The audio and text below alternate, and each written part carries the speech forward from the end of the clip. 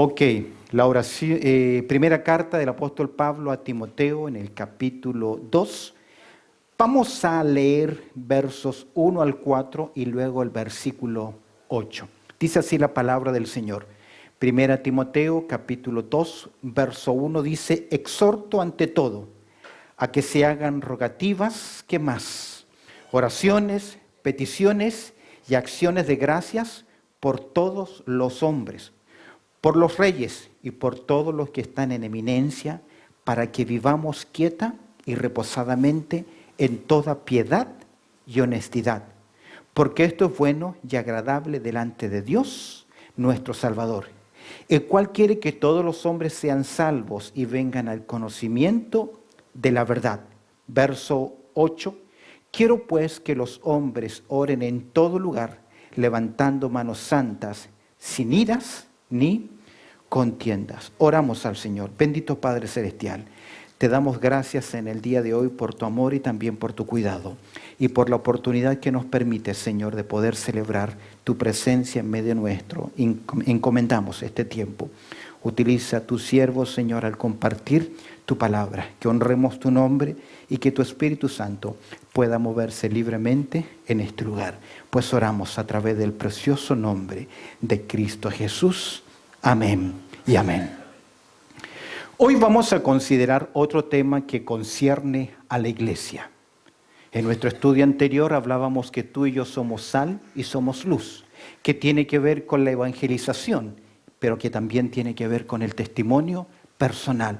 Hoy vamos a considerar en la iglesia, la oración en la iglesia y en la vida de los creyentes.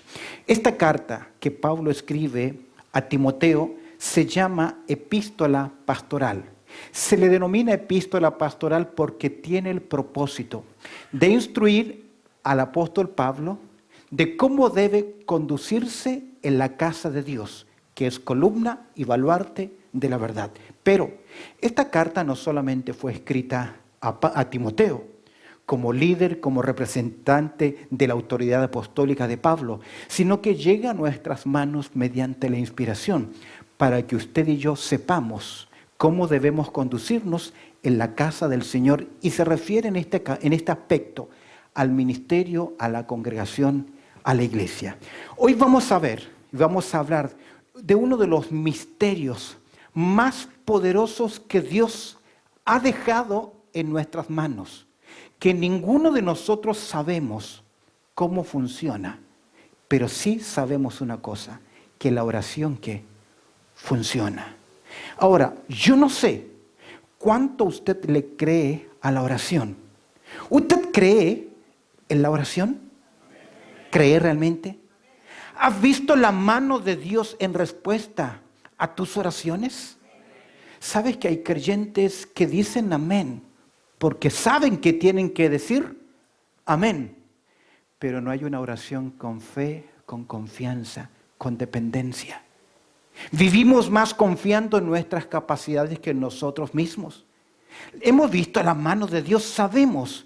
Santiago capítulo 5, verso 16, la Escritura dice que la oración eficaz del justo, ¿qué? Puede mucho. Si sabemos que la oración funciona y es poderosa, ¿por qué no dedicamos más tiempo para orar? Justamente hace un par de días atrás o la semana pasada, una persona, un hermano, una hermana me decía: pastor, qué lindo sería que podamos tener una media vigilia de oración y orar. Y yo pensé, amén, qué lindo es. Pero luego pensaba, si no llegamos a los cultos que son tan necesarios de oración, ¿cómo vamos a convocar a una media vigilia de oración? ¿Será solamente proselitismo? Es por eso que usted cree en la oración, ha visto la oración. ¿Por qué no dedicamos más tiempo para orar? Cuando Pablo escribió a Timoteo y le instruye con respecto a la vida de la iglesia, una de las primeras instrucciones que el apóstol Pablo va a dar tiene que ver con esto, con la importancia de la oración. Ahora, ¿qué es la oración? ¿Qué es la oración? Queridos, La oración no es la forma del hombre de informar a Dios acerca de las cosas, aunque, déjame decirte algo, debemos hacerlo. ¿Cuántas veces tenemos un problema con alguien y en vez de decírselo a Dios, mira, tengo este problema, vamos y se lo contamos a nuestros relativos, nuestros amigos, nuestros cercanos? Ahora, la oración no es que Dios desconoce de ti y de mis necesidades. De hecho, no es la oración el medio de informar a Dios. Salmo 139, verso 4 dice algo precioso. Aún no está la palabra en mi lengua. Y aquí, oh Dios, que tú las sabes todas. Eso significa que ni aún yo declarando y hablando como muchos enseñan, decláralo y será hecho, no funciona así. Ya que la oración es la forma de decirnos a nosotros mismos, basta de estar ansioso, de estar temeroso. Aprende a confiar en Dios. De hecho, Filipenses capítulo 4, verso 6 dice, por nada estéis afanosos, sino sean conocidas todas vuestras necesidades, vuestras peticiones delante de Dios. ¿Cómo? Con toda oración, ruego y acción de gracias. ¿Te das cuenta que la oración, más que informar a Dios, es educarnos a nosotros mismos, aprender a confiar en Dios, ya que sabemos que si nosotros oramos, dejamos nuestras cargas en las manos de ¿quién? ¿Qué cantábamos hace un par de minutos atrás? Que no hay problemas que Dios no resuelva. De hecho, es interesante en 1 de Pedro, capítulo 5, verso 7, se nos exhorta, Pedro nos dice, echando todas nuestras cargas sobre Él. Dejemos nuestras cargas en sus manos. ¿Por qué? Dice Pedro, porque Él tiene cuidado de vosotros. La oración, ¿creemos en la oración?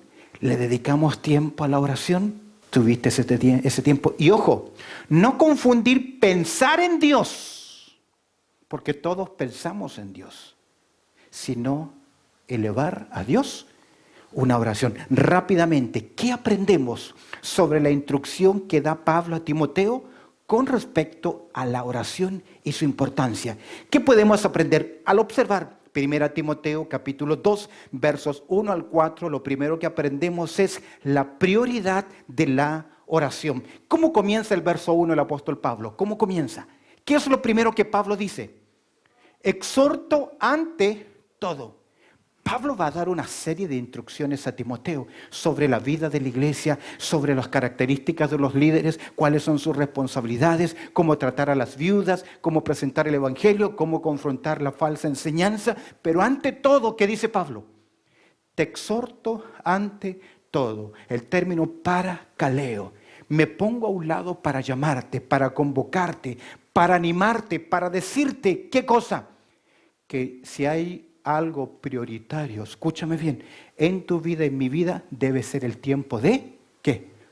No los escucho, ¿de? Oración. La exhortación tiene que ver con algo prioritario. Pablo aconseja a Timoteo y le dice, no puedes avanzar en la vida, en tu ministerio, en tu vida. Creyentes, no podemos avanzar en la vida si no aprendemos a depender de Dios en oración. De hecho, observa el consejo de la Biblia. Marcos, capítulo 14, verso 38, Jesús le dice a sus discípulos, velad y qué más, y orad. ¿Para qué? Para que no entréis en tentación. Colosenses capítulo 4, verso 2 dice, perseverad en la oración, velando en ello con acción de gracias. Usted conoce 1 Tesalonicenses capítulo 5, verso 12, que dice, orad sin cesar. Romanos 12, 12, en esa preciosa exhortación, Pablo nos dice al final del verso 12 que debemos ser constantes en la oración. Escúcheme bien, todo creyente debe tomar en serio estas exhortaciones, porque no es si quiero, no es si puedo, es que debo hacerlo. Estudiábamos el día miércoles y el día viernes sobre la oración que nuestro Señor Jesucristo enseñó a sus discípulos. No uséis vanas repeticiones, pensando que por vuestra repetir Dios les va a oír. No es así. Es que la verdadera oración es una conversación con nuestro Dios. Ahora, la iglesia, escúcheme bien, debe tomar la oración intercesora por todos los hombres como un asunto de alta prioridad. De hecho, pastores, ancianos, su primer ministerio delante de Dios, ¿cuál es? ¿Cuál es? Orar por el pueblo de Dios y orar con el pueblo de Dios. Líderes que no huelen a oveja no son buenos pastores, no son buenos guías, porque debemos orar por el pueblo de Dios y debemos que orar con el pueblo de Dios. Cuando nos encontramos frente a un mandato así, en primer lugar, la prioridad de la oración, ¿qué debo hacer? Yo creo que todos nosotros debemos siempre decidir mejorar nuestro tiempo de oración. Es porque pedimos a Dios su dirección. ¿Cómo está tu vida con respecto a la oración? Se dice que si quieres avergonzar a alguien, humillar a alguien, pregúntale cuánto tiempo dedica para orar. Ahora, permíteme terminar este primer punto, donde Pablo nos dice, exhorto ante todo. Sabemos que tiene que ver con la oración. ¿Cómo podemos pedir a Dios que nos bendiga, que nos ayude, cuando no obedecemos en lo más básico de dedicar un tiempo a estar en la presencia del Señor? ¿Cómo quiere usted que Dios bendiga su vida, mi vida, mis decisiones? Proteja a mi familia, mis hijos, me ayude con las dificultades si no soy capaz ni siquiera de dedicarle 5 minutos diarios a estar en la presencia del Señor. Segundo lugar, segunda lección que aprendemos acerca de la importancia de la oración. ¿Qué podemos aprender? En segundo lugar, seguimos con el versículo 1, la pluralidad de la oración.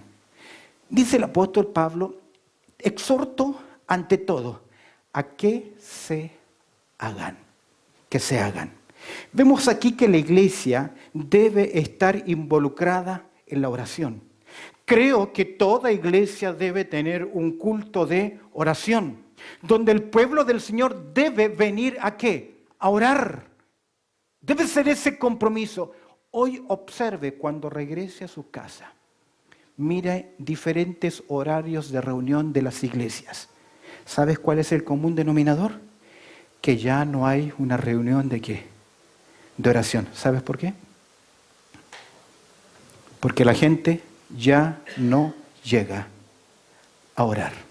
Pensaba, es nuestro deber crear los espacios de oración. Y mientras preparaba esto, alguno me dirá, yo no puedo llegar entre semana, mis horarios son muy extensos, termino muy tarde, llego muy tarde a casa, se entiende. Pero pensaba, ¿qué tal si tenemos aunque sea una media hora de oración antes de comenzar el culto el día domingo? Para tal vez aquellos hermanos que no pueden llegar, antes de comenzar el culto, tener esa, por lo menos, media hora de oración. Si no, llega a los servicios de oración. ¿Y por qué la pluralidad? Mire los tipos de oración que el apóstol Pablo nos enseña. Ahora, todo se clasifica bajo la oración. La oración es confiar en Dios, es una conversación entre el mortal, entre el hombre y su creador y su Dios, donde nos presentamos en completa sinceridad, en completa dependencia, en completa entrega, porque sabemos que sin ti nada podemos hacer. Jesús así lo dijo. Sin mí que nada, absolutamente nada podéis hacer. Ahora, yo puedo construir un ministerio y hacer crecer y motivar a personas, pero seguirá siendo en el poder de la carne y no en dependencia del Espíritu Santo. Es por eso que Pablo nos dice que se hagan que primero rogativas, luego oraciones, tercero peticiones y finalmente acciones de gracia. Se ven como sinónimos, pero no lo son. Rogativas tiene que ver con aquellas cosas que nosotros presentamos personalmente delante de Dios? ¿Cuáles son pedidos de oraciones permanentes, rogativas permanentes que todo creyente tiene? ¿Cuáles son? Su familia, sus hijos, su entorno familiar, la salvación de aquellos familiares que aún no conocen a Cristo como su Salvador personal. ¿Me equivoco? No, esa es continuamente nuestras rogativas, que son presentar a Dios nuestras necesidades, que son plegarias, que son, Señor, necesito tu ayuda, tu dirección, tu sabiduría, cuida, protégenos. Luego están las oraciones. Las oraciones es un término muy amplio, que involucra necesariamente la entrega y la adoración a Dios. Esta segunda palabra tiene que ver con devoción, tiene que ver con dedicar, tiene que ver con depender, tiene que ver, como dice el Señor, vuestro Padre que está en secreto, ahí te está esperando. Esa palabra es cuando Jesús enseña, vosotros pues cuando oren, orad como Padre nuestro que estás en los cielos, ¿qué? Santificado sea tu nombre. Esta palabra incluye adoración. Incluye reconocimiento, incluye ver la mano de Dios en tu vida, no por religión, sino por relación. Peticiones. Esta palabra peticiones tiene que ver cuando nosotros tomamos el lugar de otra persona y comenzamos a interceder. Es cuando ya dejas de poner tus ojos en ti mismo, dejas de mirar solo tus necesidades y comienzas a ver la necesidad del pueblo de Dios. Usted recibe un boletín semanal. Quienes nos están viendo pueden bajar la aplicación, sencillamente es ICDG. En los apps de cualquier teléfono Android o sus teléfonos movibles, solamente las iniciales ICDG. Puedes bajar el boletín y diariamente tenemos un devocional y diariamente tenemos 5 pedidos de oración. Oración intercesora. ¿Sabes por qué? Porque no es por mí, ni por los míos. Es por el pueblo de Dios. Incluimos autoridades, incluimos misioneros, incluimos otras necesidades. Peticiones es cuando oramos por otros, por su beneficio, por su crecimiento espiritual, por sus necesidades, cuando intercedemos por ellos. Y finalmente, ¿qué nos dicen esta pluralidad de oración? Que se hagan, en primer lugar, ¿qué cosa? Rogativas, que es pidiendo por nosotros, oraciones, que incluye la adoración, peticiones, que incluye orar por otros, y siempre debe ir incluido ¿con qué? Con acciones de gracia. De hecho, en el Antiguo Testamento, la oración con acción de gracias incluía traer algo, presentar algo delante del Señor. Hoy nosotros no necesitamos traer un sacrificio, una ofrenda. Pero sí debemos entrar ante su presencia con frutos de labios que confiesen su nombre.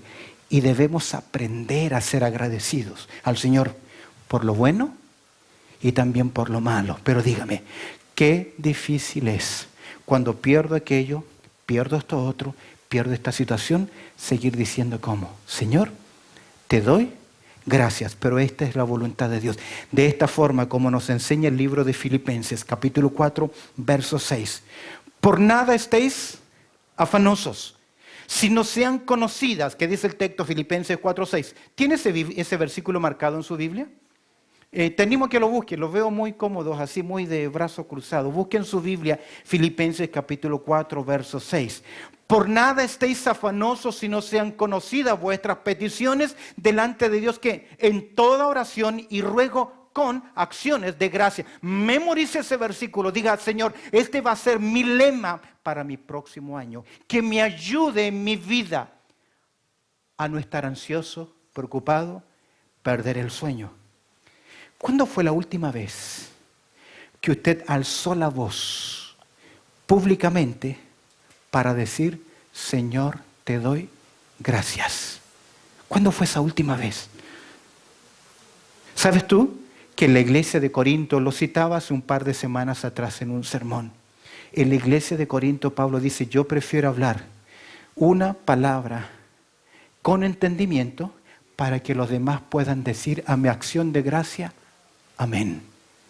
Pero esa acción de gracia, escúcheme bien, no es para verlo a usted como héroe. No es para verlo a usted en su ego. Mira lo que hice. Esa acción de gracia es para mostrar el poder de Dios, para que Dios sea ¿qué? Glorificado. Porque si usted se lleva la gloria, ya no sirve esa acción de gracia. Hemos visto en primer lugar la prioridad de la oración. Segundo lugar, la pluralidad de la oración. Observa, verso 3, verso 1 al final. Tercer lugar, no simplemente la prioridad, la pluralidad, sino que veamos ahora el pedido de la oración. El pedido de la oración. Dice Pablo, quiero que oren. ¿Cuál es el pedido? ¿Por quiénes? Por todos los hombres. ¿Quiénes son todos? No. Todos. ¿Todos son? Todos. ¿Cuántos millones de habitantes somos en este momento? Más de 7.000 millones. ¿Cuántos somos acá en Australia? Casi 24 millones. ¿Se imagina si usted comenzara a orar por cada uno de ellos? Esta expresión por todos equivale que debemos aprender a orar por la humanidad, por los necesitados. Nadie debiera quedar excluido de nuestra intercesión, por más mal que me caiga. Y mira lo que dice Pablo.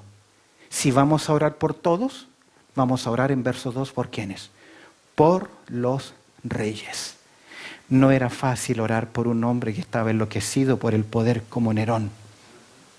No sería fácil orar por aquel que usaba a los creyentes como antorchas humanas o como entretención en su circo. No era fácil. No es fácil orar por un presidente de un gobierno que sabemos que es corrupto, que se opone, que engaña, que miente, que abusa. No es fácil. Pero no oramos por su derrocamiento. Oramos para que Dios tenga misericordia de ese hombre, de esa nación. A veces los creyentes salen en marchas, en protestas. No voy a decir no lo hagan, pero Dios nos entregó un arma mejor. Cuando el pueblo de Dios se reúne a orar, cosas suceden, porque la oración eficaz del justo, ¿qué? Puede mucho.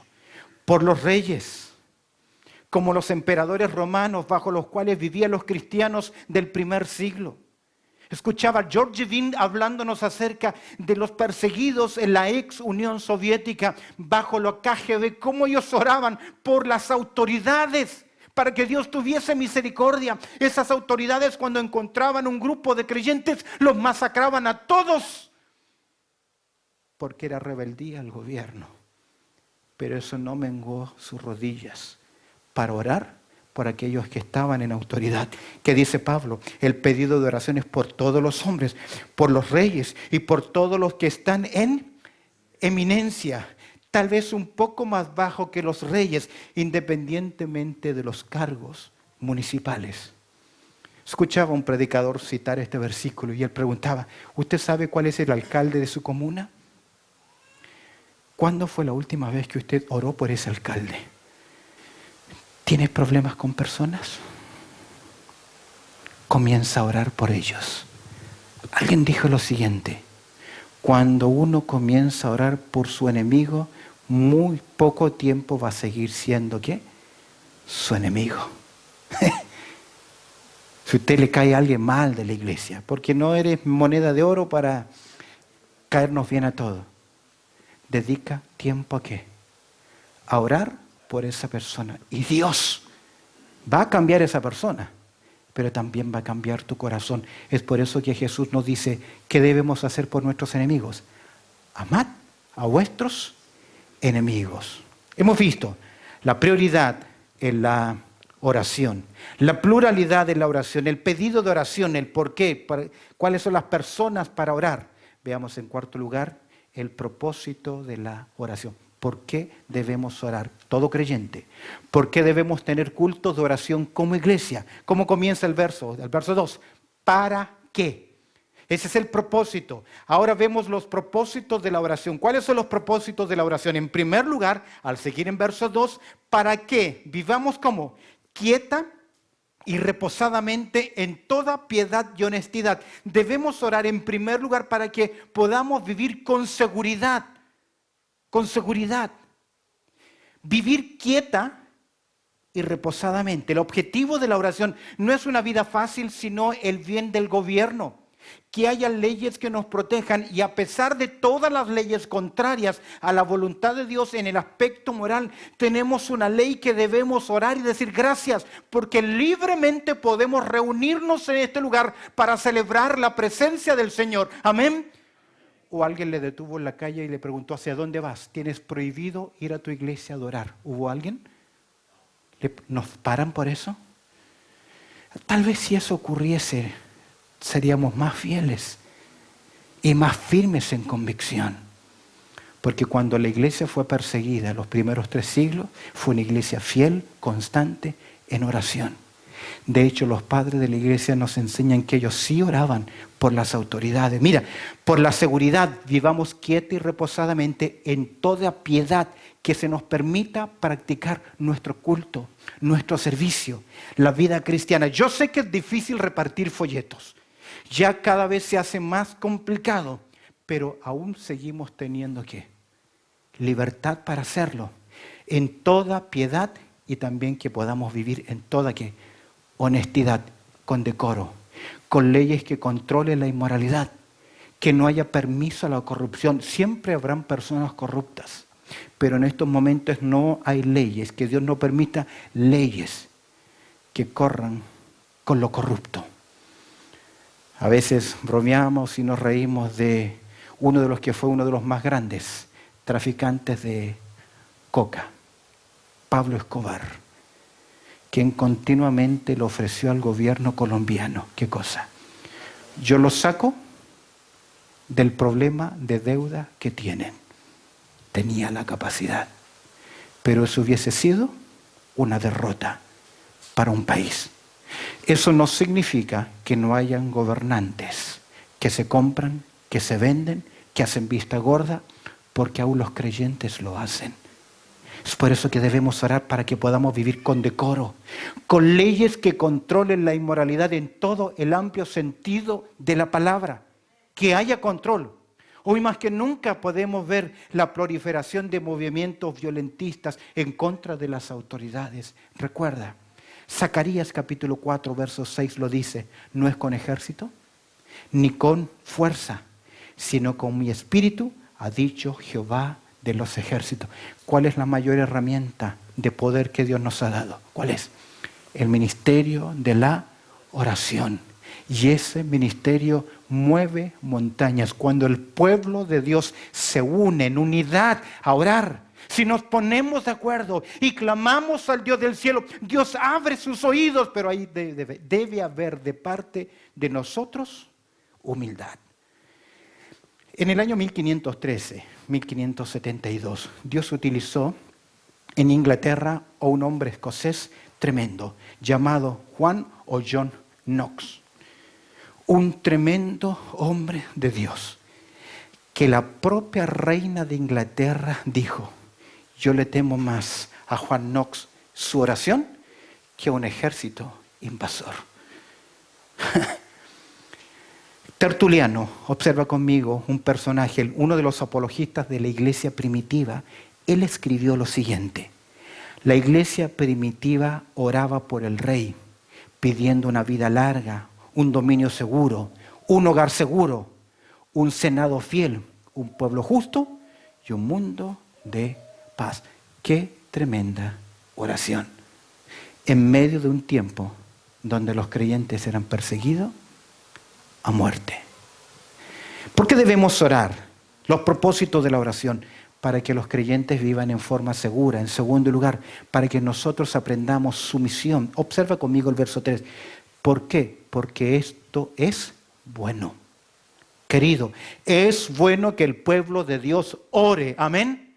No los escuché. Es bueno que el pueblo de Dios ore, amén. Es bueno que el pueblo de Dios ore por todos los hombres, amén. Es bueno que el pueblo de Dios ore por todas las autoridades, amén. Pero también es bueno que el pueblo venga a orar en la iglesia. Parece que ahí ya no. Porque esto es bueno. ¿Y qué más?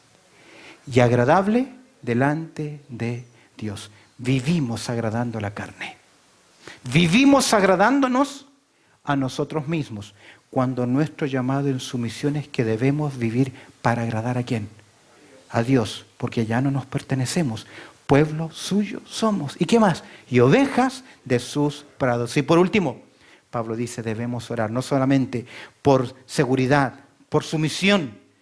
Debemos orar, verso 4, por salvación de los incrédulos. Hace mucho tiempo que nos llega un pedido de oración, favor de orar por estas personas para salvación. De hecho, he quitado algunos nombres y nadie se dio cuenta de ya que el nombre de su familiar inconverso ya no está. Salvación de los incrédulos. Mira lo que dice. El cual, verso 4, quiere que todos los hombres sean salvos y vengan al conocimiento de la verdad. Este texto no significa que todos van a ser salvos. El término acá, el cual quiere, esa es la benevolencia de Dios, el deseo de Dios es que los hombres alcancen salvación. Pero ¿sabes que esa responsabilidad Dios la pone en nuestras manos? ¿Cómo invocarán? ¿Cómo creerán? De quien nunca han oído. ¿Y cómo oirán? Sin saber quién les predique, porque la fe viene por el oír. ¿Y el oír qué cosa? La palabra de Dios. Usted conoce Juan 3:16. Ahí se describe esta misma verdad, el cual quiere que todos los hombres sean salvos, porque de tal manera amó Dios ¿quién? Al mundo. Yo recuerdo la primera vez que me confrontaron con el Evangelio. Y el hermano me dijo, quita la palabra mundo y pon tu nombre. Yo crecí en la iglesia. Mis abuelos de niño me llevaban a la iglesia. De pequeño yo asistía a las reuniones de mujeres, de Dorcas, lo que se llamaran. Pero cuando me confrontaron con ese versículo y puse mi nombre, me di cuenta que yo necesitaba un Salvador, el cual quiere que todos los hombres sean salvos. ¿Sabes? ¿Tú conoces Romanos 5:8? ¿Alguien lo puede citar? Romanos capítulo 5, verso 8. ¿Qué dice?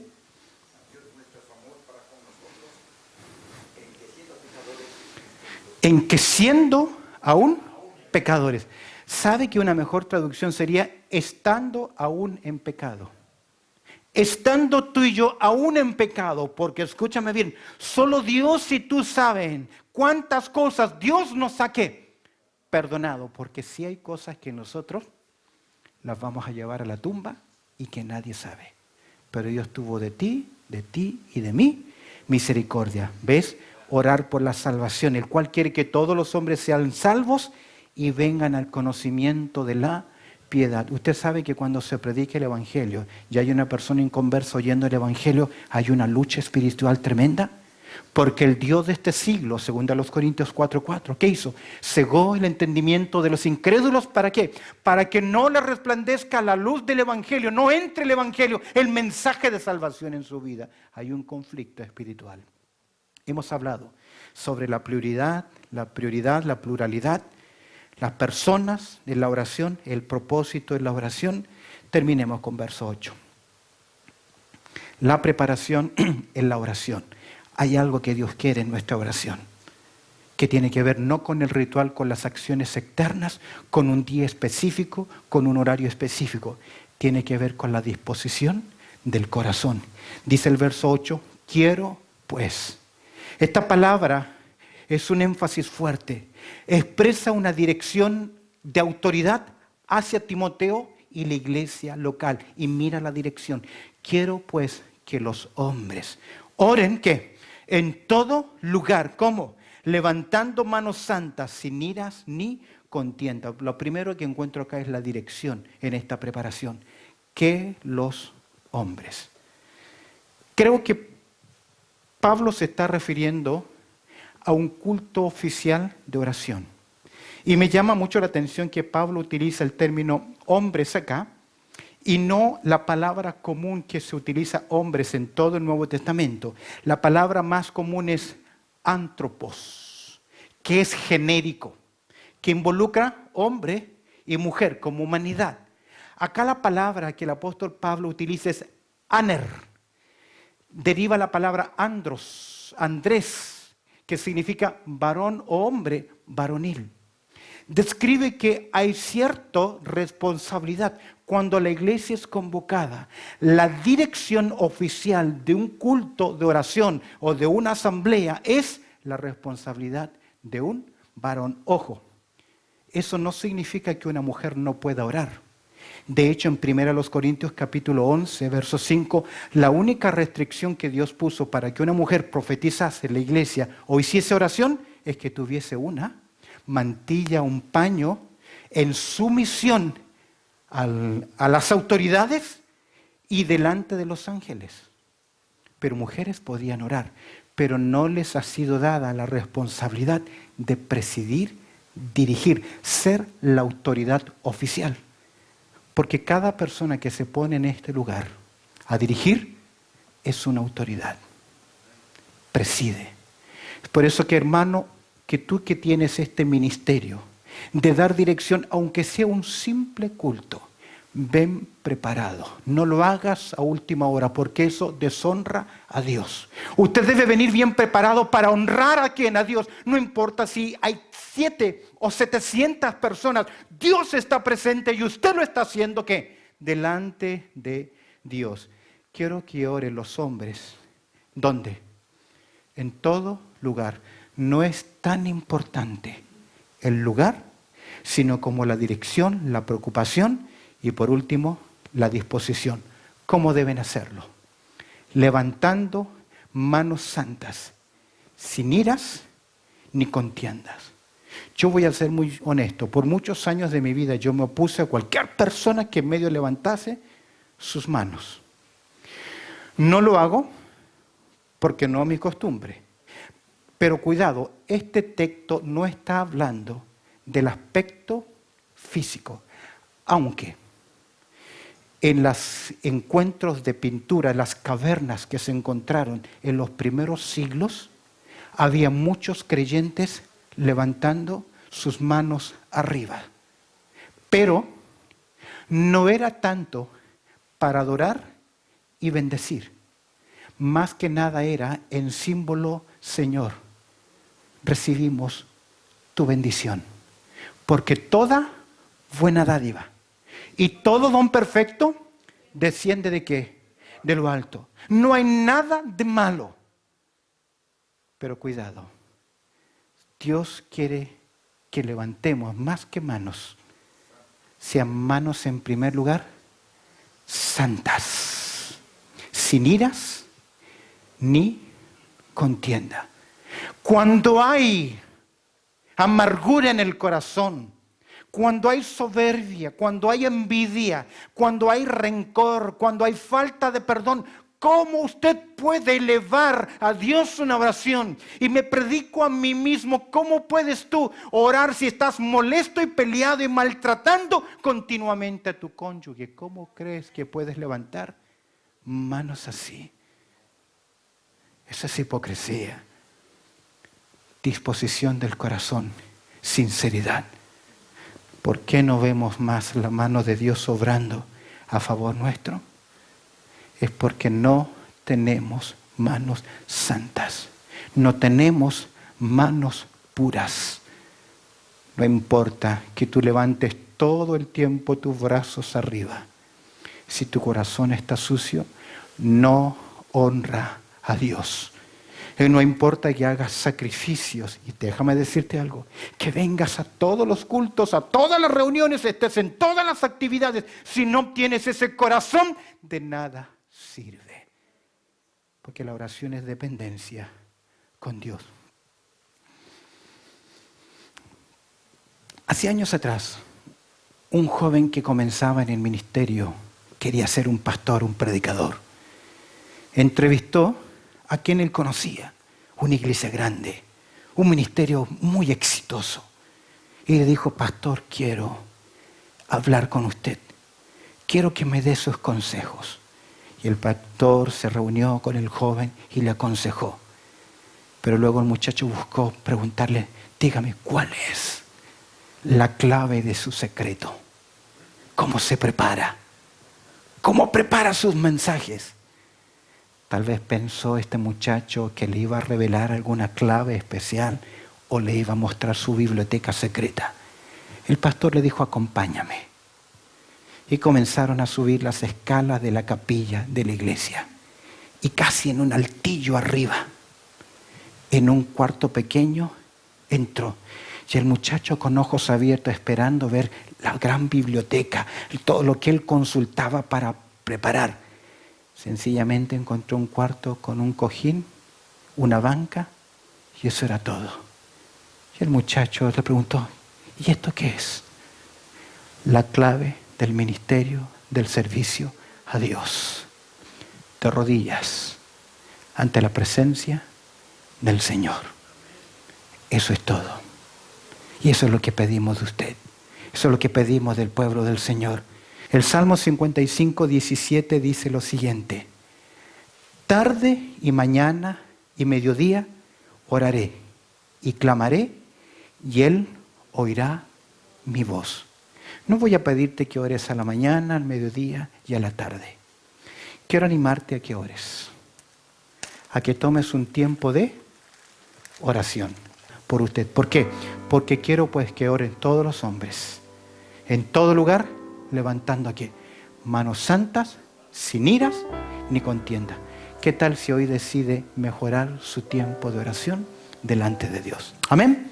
Bendito Padre Celestial, te damos gracias, Señor, por tu amor. Tal vez hay alguien que hoy nos está viendo, Señor, escuchándonos. Y también, Señor, el desafío es para ellos a dedicar un tiempo especial a la presencia del Señor, ya que somos llamados personalmente como iglesia a presentarnos delante de ti en oración. Perdónanos nuestras faltas, que sabiendo que es tan importante este tiempo, no dedicamos ese lugar para estar en oración. Te pido que tú nos bendigas y añadas tu bendición. Y si hay hermanos y hermanas que hoy hay tomado una decisión seria y especial de orar delante de ti, Señor, que podamos tener propósitos específicos que honren tu nombre. En Cristo Jesús oramos. Amén y amén.